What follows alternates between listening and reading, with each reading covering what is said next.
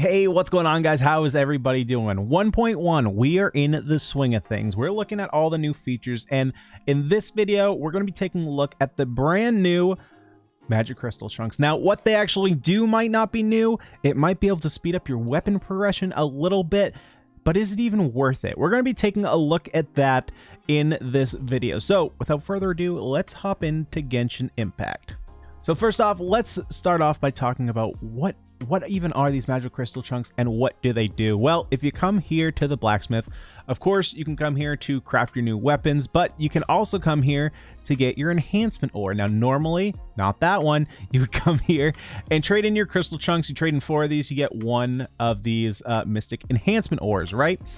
And that's how you get a majority of your weapon enhancement materials. Now, you could also get weapons, but you need a lot of weapons to upgrade your other weapons that you're upgrading. Now, so what they've done is they've gone and introduced this new ore, these Magic Crystal Chunks. But you also see here that there's resin involved, and I know a lot of people are already out there screaming because, let me tell you, you're not exactly quiet, but with good reason. You might be thinking, why would I want to spend my resin that already I'm having trouble doing everything I want to? Why would I want to use resin? First of all, you're getting 6 mystic enhancement ores as opposed to just the 1 here. So keep that in mind. You are getting a lot more enhancement ore doing it this way. And you're also going to get adventure rank XP. So it's not like this resin is going to waste. You're still going to get the same value as you would from doing domains and ley lines and your cubes and flower bosses. You're still going to get the same amount of adventure rank. So if you're working on building your adventure rank, you don't have to worry about that. But is it actually worth it to use your resin here as opposed to doing domains and such?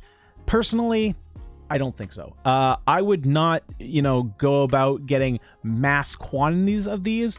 Really, what I would look to this for is either if you don't have time to do a lot of other runs during the day, like say you get to the end of the day and you have like 40 resin left and you just either you're tuckered out or you gotta leave for the day or something like that. Something's keeping you from playing the rest of the resin.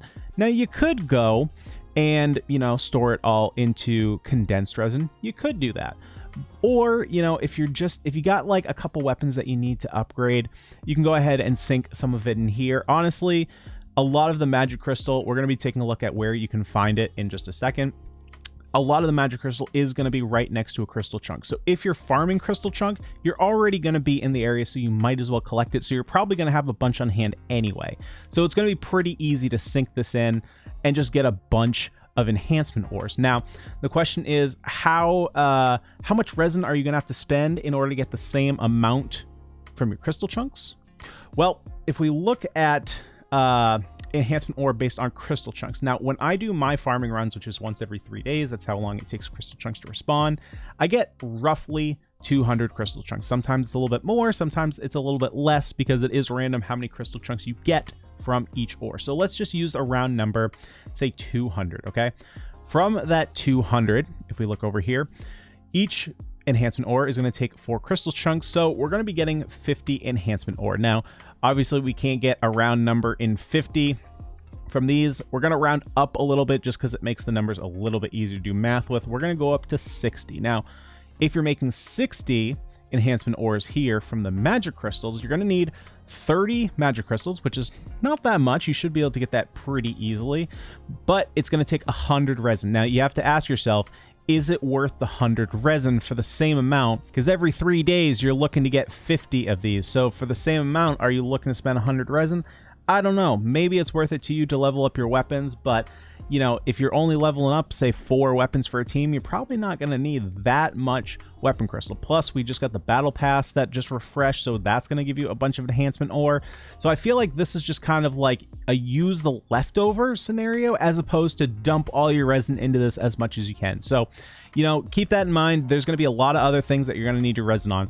Artifacts are going to be super huge, especially once you get to like 40, 45. Once you can start getting those 5-star artifacts, you're going to need a lot of those. So I recommend, sticking to those for your resin. And of course, your character ascension bosses, your flowers and your cubes, you're going to need them there. Plus you got your weekly bosses. Now we have another weekly boss. Like, there's already so many places that you need to put your resin. I feel like this is not super necessary. I would say keep the crystal chunks as your priority. And then if you have any extra at the end of the day, you know, if you have 10, 20, maybe sink them in here just to get a little bit of extra help there. But you know, that would be my overall recommendation. Now, in terms of where you can find your ore, if you want to do it straight in game, you can do that just by talking to the blacksmith, and you can ask him about Liwei's mining products. You go through. Now, I've already done this, so I honestly don't know why I even clicked it, but he's going to be putting these symbols on your map. That's going to show you a bunch of where you can get crystals. So we're going to come up here.